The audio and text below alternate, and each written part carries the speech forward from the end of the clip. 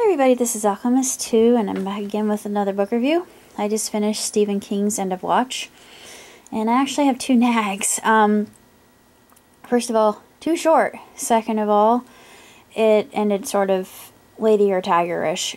But despite all that, I still thought it was a very solid read and very chilling in places, and it it was sort of chilling and unnerving and eerie due to the fact that we all know that Pokemon Go is out, and I thought somebody could take that and make it like Fishing Hole in this book. If you've read it, you understand where I'm going, but I thought, I don't know if I really like that idea. That is just sinister and insidious. And one thing I really think was admirable of Mr. King is at the very end, he actually mentions the fact of suicide. Actually, it's in the acknowledgments. So I'm going to go ahead and read it, because I thought it was just very jarring. It says, author's note. It's actually at the very, very end. Okay, it says, one last thing. End of Watch is fiction, but the high rate of suicides, both in the United States and many other countries where my books are read, is all too real. The National Suicide Prevention Hotline number given in this book is also real. It is 1-800-273-TALK. If you're feeling poopy, as Holly Gibney would say, give them a call, because things do get better, and if you give them a chance, they usually do. And that's true. But there was an article, speaking of suicide rates, that I read on Facebook just today, and it said that the suicide rate among teens is tripled, and I thought, oh my dear Lord, that's awful. It's so sad, but I think the reason being is because we live in such a stressful world, and so many parents live vicariously through their children, and they expect them to be something that they can't be, and you should just let them choose their own path and support them, even if it's not what you wanted. But yeah, it's tough being a kid in this world, and even as an adult sometimes it's also very difficult, but there are ways you can rise above it, and that's the important message, I think. But what's intriguing about this story, besides the whole idea behind the game and the ploy behind that, and how deliciously twisted that is, I think it's all too real. I think that could actually happen. And I was just pondering, there was a news blurb not too long ago connected with Pokemon Go, in which a pedophile had used it to gather children to a certain locality. I thought, oh my God. I mean, I was shuddering at the thought. I thought, that is just the most abhorrent, inhumane,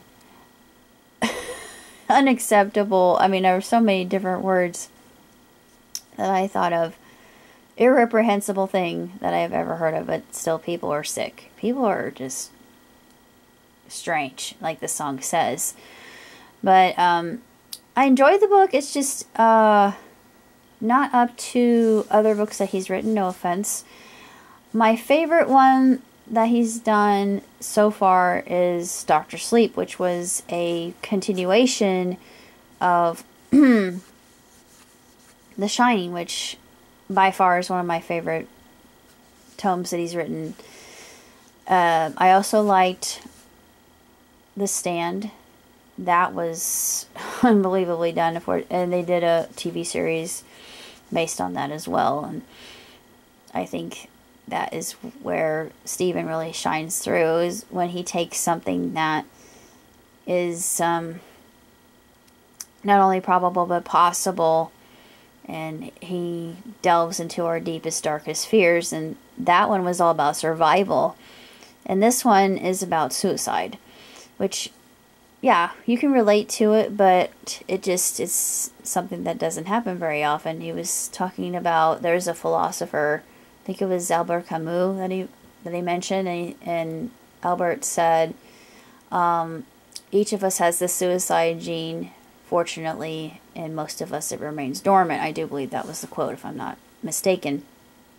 But thank heaven I'm one of the many that has the dormant gene in it.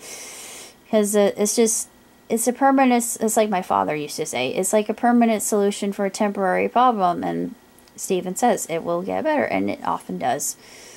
But it's just, sometimes it's an unnavigable world, and it can be rather tricky at times to figure out exactly what you're meant to do. But you know what? That's the fun of it. That's what makes life enjoyable. It's the whole thrill of the chase and exploring and getting to do new things and read creepy books like this one.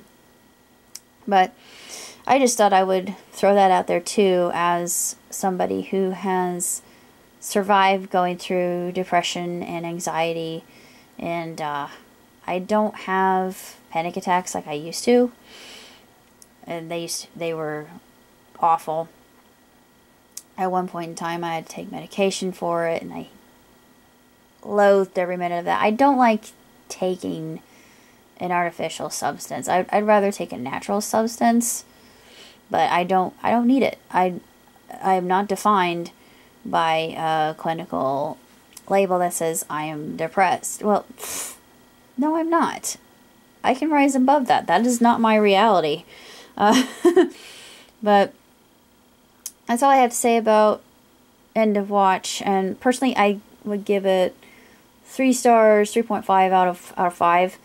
It was almost perfect, other than the fact of you knew who was responsible for all the murders and the accomplice, and it was easy to solve and very predictable. But for the most part, I still felt like it was a very engaging read, and just bone-chilling in certain parts. And I thought, oh, he makes it so intriguing, you can't put it down. You think, oh, this is why these two characters have the modus operandi to carry through with these horrible acts. And that's why I've always enjoyed reading stories about psychopaths, because they're very charming characters, and on the outside they don't seem like they could harm a fly, but inwardly they're cogs and wheels that are bent and askew. And their methodology, their mechanization is just what's so fascinating. It's basically all I have to say about End of Watch, and I will see you next time. Live on, prosper. Ciao, tutti!